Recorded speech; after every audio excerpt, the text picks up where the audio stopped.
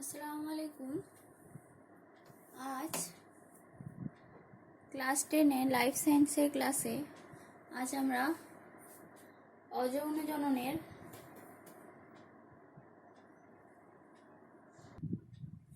উদ্ভিদের অযৌন জননের একটা ভাগ আমরা আজকে জানব। অযৌন জননের অঙ্গজ বিস্তার।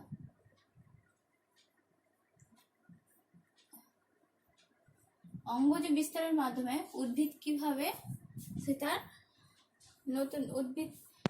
নতুন উদ্ভিদ সৃষ্টি করে সেগুলো আমরা জানব। প্রথমে আমরা জানব যে অঙ্গজ বিস্তার কাকে বলে। অঙ্গজ বিস্তারটা কি? এটা অযৌন জননের একটি ভাগ, একে অঙ্গজ জননও বলে। অঙ্গজ বিস্তার কাকে বলে?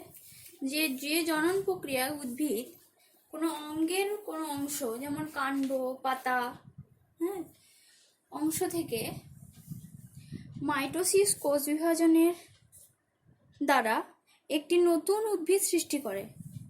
কাণ্ড বা পাতা এগুলো থেকে একটা নতুন কাণ্ড, পাতা, মূল এগুলো অংশ থেকে, উদ্ভিদের যে কোনো অংশ থেকে মাইটোসিস কোষ বিভাজন দ্বারা কি করে না একটা নতুন উদ্ভিদ সৃষ্টি করে। একে বলা হয় কি? অঙ্গজ জনন।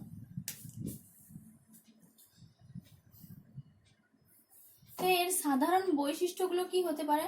এই অঙ্গজ জননে কি কি ঘটে? সাধারণ বৈশিষ্ট্যগুলো কি?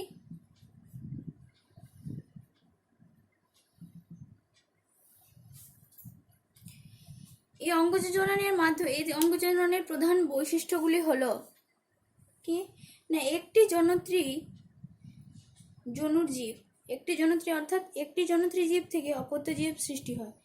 মানে ওর জন্য দুটো জনত্রী জীব লাগে না, বা পুরুষ ও স্ত্রী কোনো জীব লাগে না, শুধুমাত্র একটি মাত্র জীব থেকে নতুন উদ্ভিদ সৃষ্টি করা সম্ভব।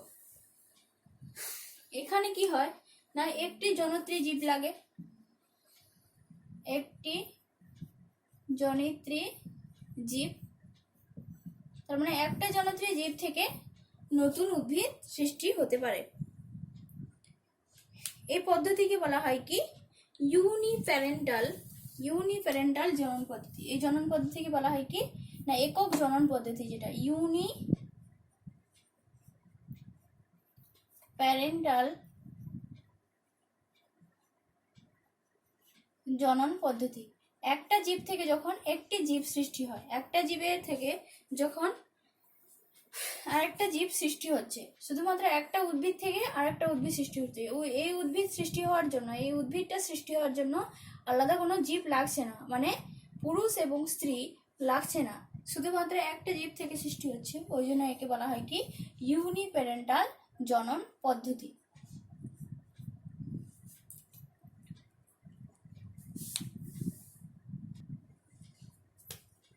তাহলে এর প্রথম বৈশিষ্ট্য হচ্ছে একটি মাত্র জনত্রী জীব লাগে, একটি জনত্রী জনন।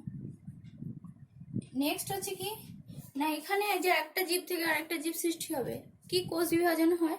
এখানে শুধুমাত্র মাইটোসিস কোষ বিভাজন ঘটে। তাহলে কোষ বিভাজনটা কি হয়? শুধুমাত্র মাইটোসিস কোষ বিভাজন ঘটে। কোষ বিভাজনে যে ধরনটা সেটা হচ্ছে শুধুমাত্র মাইটোসিস, মিওসিস হয় না। কারণ মিওসিস হওয়ার জন্য গ্যামেট লাগে, তো এখানে কিন্তু গ্যামেটের দরকার হয় না।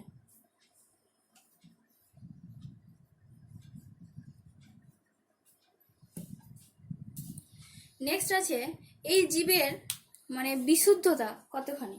এই জীব হুবহু তার প্যারেন্টের মতোই হয়, মানে একটা জীব থেকে যখন আরেকটা জীব সৃষ্টি হয় তখন হুবহু তার মানে বিশুদ্ধতা বেশি থাকে।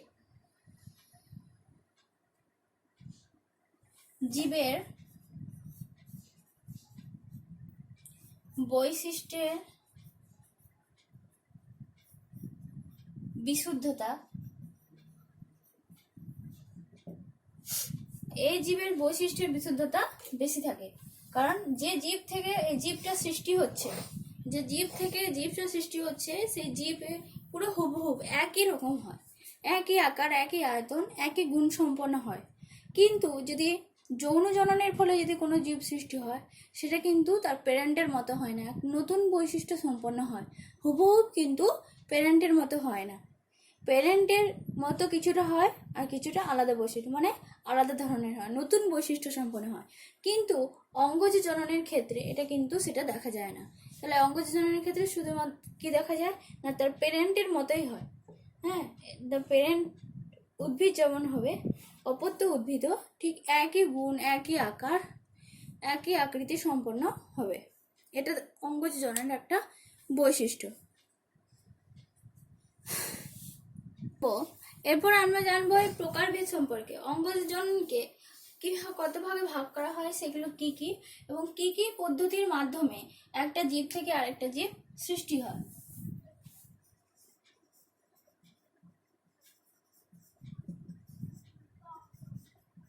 অঙ্গজ জনন, অঙ্গজ জননকে দুভাগে ভাগ করা হয়।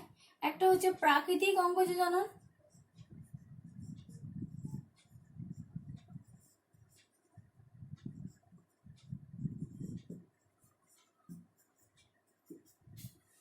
আর একটা হচ্ছে কৃত্রিম অঙ্গজ জনন।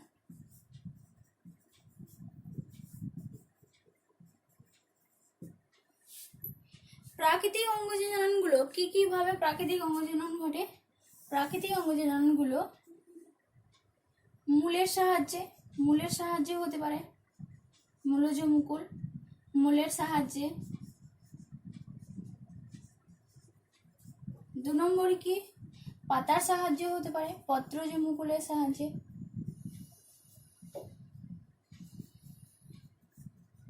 3 নম্বর হচ্ছে কাণ্ডের সাহায্যে।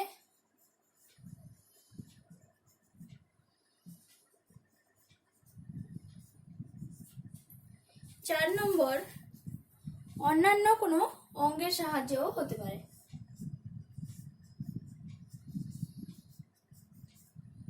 অন্যান্য অঙ্গের সাহায্যেও হতে পারে। এইটা হচ্ছে প্রাকৃতিক অঙ্গজ জননের প্রকারভেদ। এরপর আমরা জানবো কৃত্রিম অঙ্গজ জনন। কৃত্রিম অঙ্গজ জননগুলো কি কি? কৃত্রিম অঙ্গজ জননগুলো হচ্ছে কলম, যেমন শাখা কলম, জোড় কলম,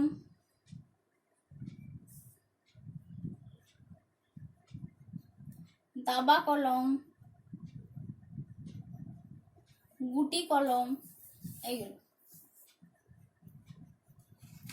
তারপরে হচ্ছে মাইক্রো অনুবিস্তার, যেটা মাইক্রো প্রোপাগেশন বা অনুবিস্তারের মাধ্যমে হয় কৃত্রিম অনুবিস্তার, বা যাকে বলা হয় কি মাইক্রো প্রোপাগেশন।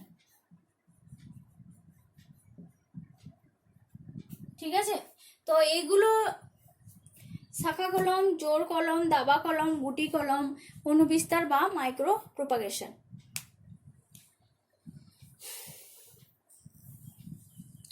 মাইক্রো প্রোপাগেশনের মাধ্যমে কিভাবে অঙ্গজ বিস্তার হয় সেগুলো সম্পর্কে আমরা প্রথমে প্রাকৃতিক জানবো, তারপরে আমরা কৃত্রিমগুলো সম্পর্কে জানবো।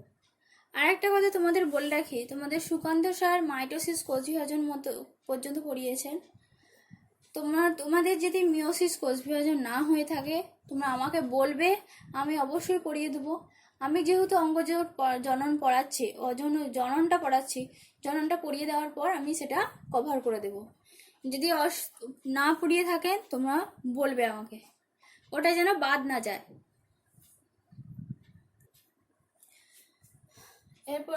এবার আমরা প্রকারভেদ সম্পর্কে আমরা জানলাম। এরপর আমরা প্রত্যেকটা প্রকারভেদের সম্পর্কে বিবরণ সম্পর্কে জানবো। প্রথমে আমরা জানবো প্রাকৃতিক অঙ্গজ জননগুলোর সম্পর্কে। প্রাকৃতিকভাবে যে অঙ্গজ জননগুলো হয় সেটা কি কি উপায়ে হয় সেগুলো বললাম। মূলের সাহায্যে, পাতার সাহায্যে, কাণ্ডের সাহায্যে, হ্যাঁ, অন্যান্য অঙ্গের সাহায্যেও হতে পারে। তো এগুলো সম্পর্কে, মূলের সাহায্যে কিভাবে হয়, কোন উদ্ভিদগুলো হয়, পাতার সাহায্যে কিভাবে হয়, কোন উদ্ভিদগুলো হয়, কাণ্ডের সাহায্যে কিভাবে হয়, কোন উদ্ভিদগুলো হয়, সেগুলো আমরা ভালো করে জানবো।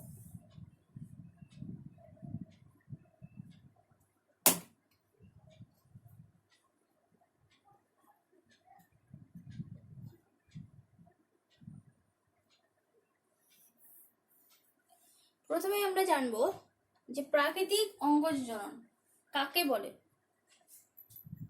প্রাকৃতিক অঙ্গজ জনন অর্থাৎ যেটা মানুষের হস্তক্ষেপ ছাড়াই প্রাকৃতিকভাবে হয়, কৃত্রিমভাবে হয় না, মানে মানুষের মানে প্রযুক্তিবিদ্যা না লাগিয়ে প্রাকৃতিকভাবে যেটা অঙ্গজ জনন হয়, অর্থাৎ যে পদ্ধতিতে প্রাকৃতিকভাবে উদ্ভিদের কোনো অঙ্গ বা দেহাংশ থেকে নতুন অপত্য উদ্ভিদ সৃষ্টি হয় তাকে অঙ্গজ জনন, প্রাকৃতিক অঙ্গজ জনন বলে। প্রাকৃতিক অঙ্গজ জনন মূলের সাহায্যে বংশবিস্তার।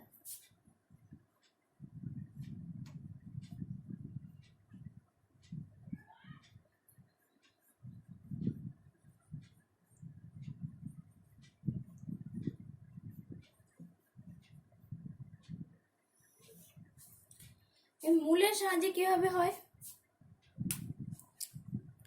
বা কোন কোন উদ্ভিদ হয়? কিছু কিছু উদ্ভিদের প্রধান মূল থেকে আলাদা আলাদা কিছু মূল সৃষ্টি হয়। এই মূলগুলি কি হয় না অঙ্গজ জননে সাহায্য করে। হ্যাঁ, যেমন হচ্ছে কিছু অস্থানিক মূল সৃষ্টি হয়। এই মূলগুলি অপত্য উদ্ভিদের সৃষ্টিতে সাহায্য করে, যেমন শিশু, পপলার, সিরিস, এগুলো এইসব উদ্ভিদের যে সৃষ্টি সেটা মূলজ মুকুল থেকে।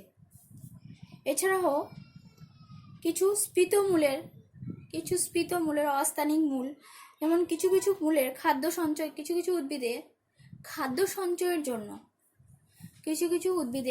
সঞ্চয়ের জন্য স্ফীত মূলের অস্থানিক মূলের সাহায্যে বংশবিস্তার হয়। যেমন হচ্ছে মিষ্টি আলু অর্থাৎ রাঙালু, ডালিয়া, শতমূলি, এগুলো থেকেও কিন্তু নতুন উদ্ভিদ সৃষ্টি হয়, মানে অস্থানিক মুকুল থেকে নতুন উদ্ভিদ সৃষ্টি হয়। তো এই যে মূলের সাহায্যে যে নতুন উদ্ভিদ সৃষ্টি, অর্থাৎ মূলজ মুকুলের সাহায্যে।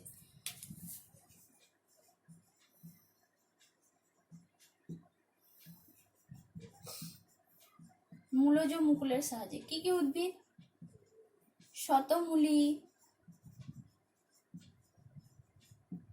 রাঙা আলু,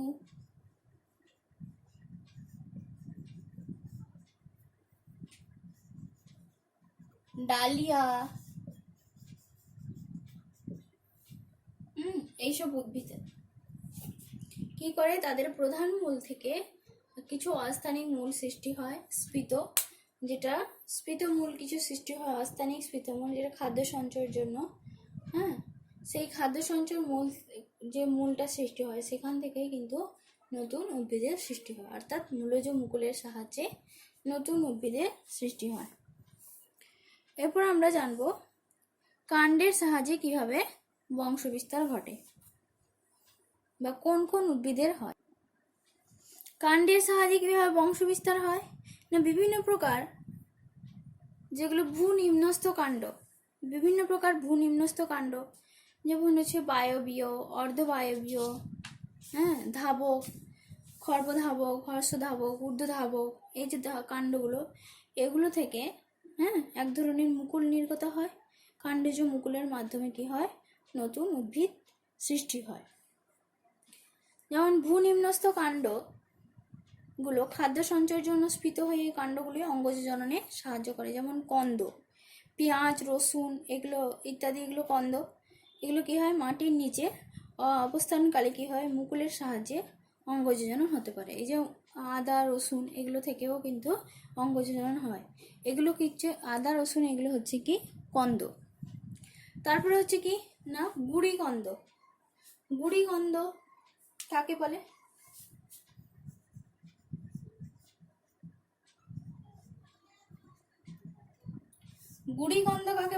গুড়িকন্দ হচ্ছে যে ভূনিম্নস্থ কাণ্ড, শাখাবিহীন, কোনো শাখা নেই, ঠিক আছে, শাখাবিহীন ভূনিম্নস্থ কাণ্ডকে গুড়িকন্দ। এই গুড়িকন্দের সাহায্যে হচ্ছে আদা, রসুন, পেঁয়াজ, এগুলো। গুড়িকন্দের সাহায্যে কি হচ্ছে না ওল, কচু, এগুলো উদ্ভিদের অঙ্গজ বিস্তার হয়। তারপরে আছে কি স্ফীতকন্দ।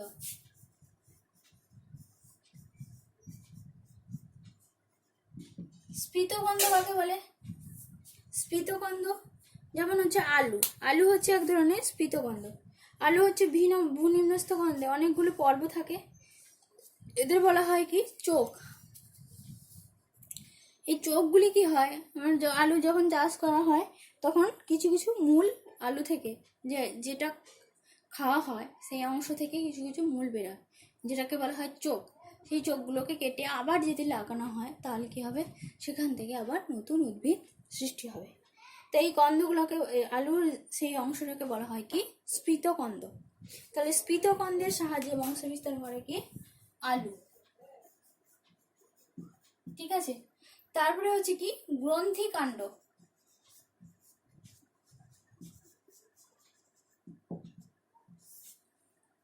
গ্রন্থিকাণ্ড কি না, ভ্রূনিম্নস্থ গ্রন্থিকাণ্ডে মুকুলগুলি কি হচ্ছে, যে ভ্রূনিম্নস্থ যে কাণ্ড, হলুদ, আম, আদা এগুলো। আর কন্দ হচ্ছে পেঁয়াজ, রসুন, আদা হচ্ছে গ্রন্থিকাণ্ড। আদা, হলুদ, আম, আদা এগুলো থেকে, হ্যাঁ, গ্রন্থিকাণ্ড থেকে মূলজ মুকুলের সাহায্যে গ্রন্থিকাণ্ড, তো এই কাণ্ড থেকে মূলজ মুকুলের সাহায্যে বংশবিস্তার হয়।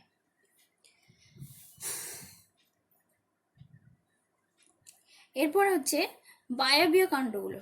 এই ভূনিম্নস্থ কাণ্ড, যে গুড়িকন্দ, গুড়িকন্দ, স্ফীতকন্দ, গ্রন্থিকাণ্ড।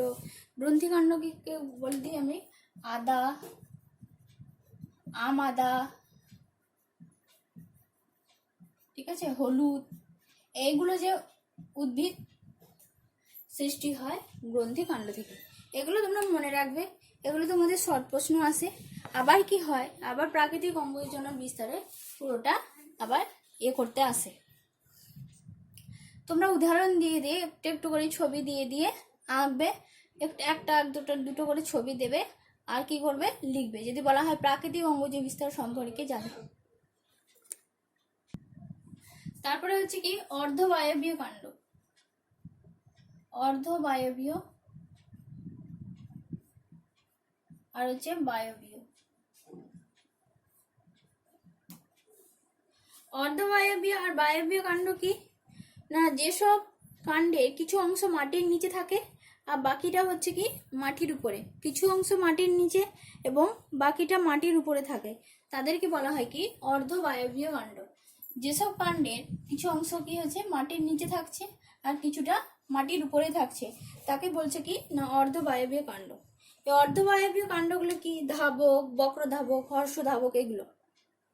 অর্ধবায়বীয় কাণ্ডের ভাগগুলো কি ধাবক, বক্রধাবক, হ্যাঁ, হর্ষধাবক, এগুলো হচ্ছে অর্ধবায়বীয় কাণ্ডের ভাগ। তো এইগুলো যেমন ধাবক, বায়বীয় কাণ্ডের এই কাণ্ড, অর্ধবায়বীয় কাণ্ডের যে ভাগগুলো, এগুলো এই ভাগগুলো থেকে বিভিন্ন ধরনের উদ্ভিদ জন্মায়। যেমন ধাবক কাণ্ড, অর্থাৎ বায়বীয় কাণ্ড গোড়া থেকে সৃষ্টি, সবুজ যে সরু লতানো বায়বীয়, এগুলো গোড়া থেকে উদ্ভিদগুলো যখন এই যে বায়বীয়,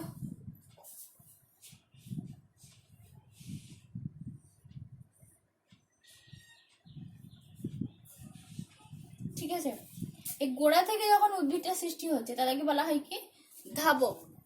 হ্যাঁ, যেমন হচ্ছে শুষ্নি, আমরুল, শুষ্নি এই ধরনের যে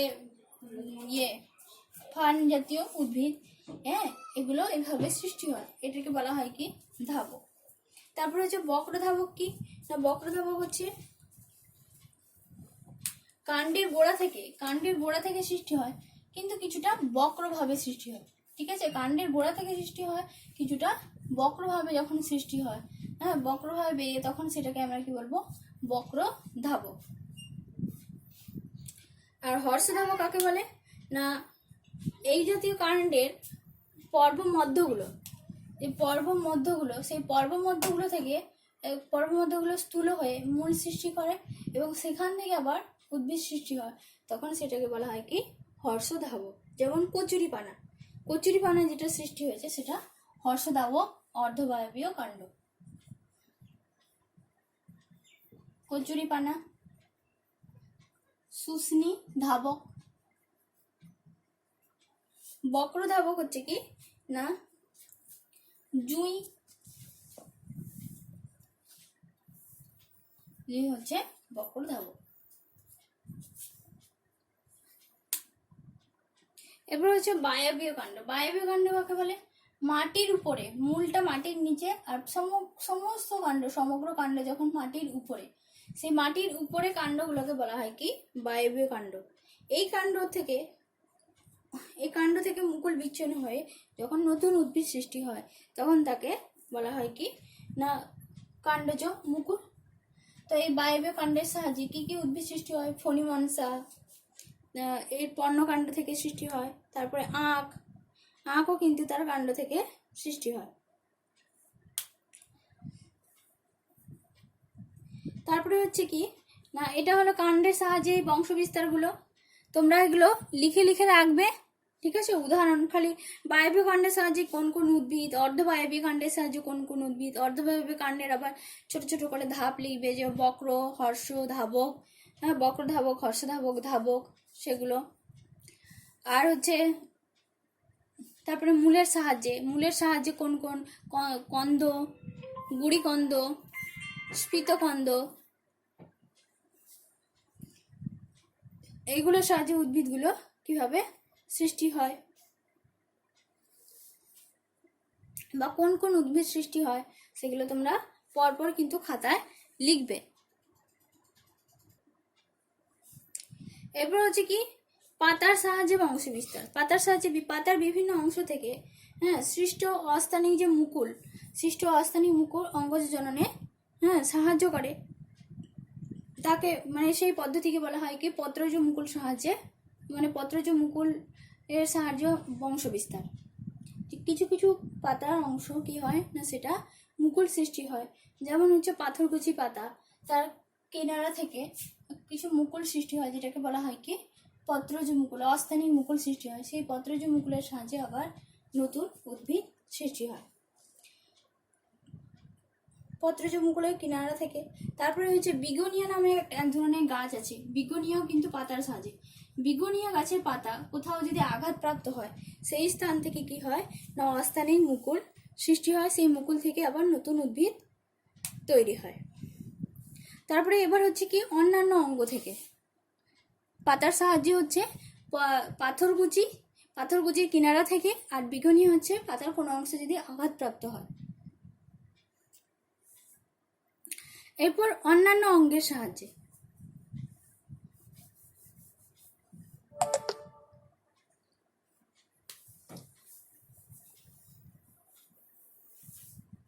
অন্যান্য অঙ্গ যেমন হচ্ছে কি বুলবিল কাকে বলা হয়? যেমন হচ্ছে কি বুলবিল কাকে বলে না বুলবিল হচ্ছে এক ধরনের স্ফীত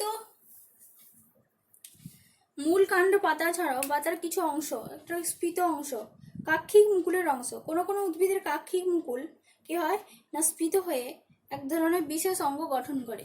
কোনো কোনো উদ্ভিদের কাক্ষিক মানে কক্ষ থেকে যে মুকুলটা বেরোয়, ঠিক আছে?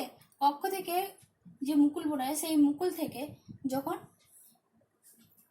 মুকুল যখন স্ফীত হয়ে যায়, স্ফীত হয়ে মাটিতে পড়লে সেটাই হচ্ছে কি বুলবিল।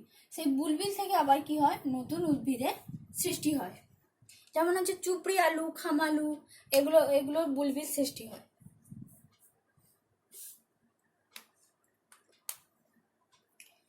ঠিক আছে, নেক্সট ক্লাসে আজকে আমরা প্রাকৃতিক অঙ্গজনন সম্পর্কে পড়লাম, অন্যান্য অঙ্গের সাহায্যে বুলবিল, তারপরে হচ্ছে পাতার সাহায্যে, মূলের সাহায্যে, কাণ্ডের সাহায্যে কিভাবে বংশ বিস্তার হয় এগুলো পড়লাম।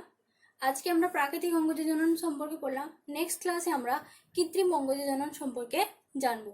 তোমাদের যদি কারো জিজ্ঞাসা থাকে, কোনো অসুবিধা হয়, অবশ্যই আমাকে ফোন করে জিজ্ঞাসা করবে এবং খাতায় লিখবে, এগুলো নোট আকারে খাতায় লিখবে। তার সাথে সাথে ছবি আঁকবে, তার সাথে সাথে প্রত্যেকটা মানে অঙ্গ জনন পদ্ধতিরই কিন্তু সাইডে ছবি আঁকবে। অত ভালো করে যদিও না আঁকো, যেমন করে ছবি প্র্যাকটিস তোমাদের যেমন 5 নম্বরে আলাদাভাবে ছবি দেওয়া হয় সেইভাবে যদি না আঁকো কিন্তু আলাদাভাবে এমনি ছবি আঁকবে। ছবি আঁকার অভ্যাসটা সবসময় রাখবে, যে ছবি আঁকতে দিক বলুক আর না বলুক কিন্তু কোনো কিছুতে যখন ছবি লাগবে বা কোনো কিছু যদি ছবি থাকে অবশ্যই সেটা দেবে। ঠিক আছে।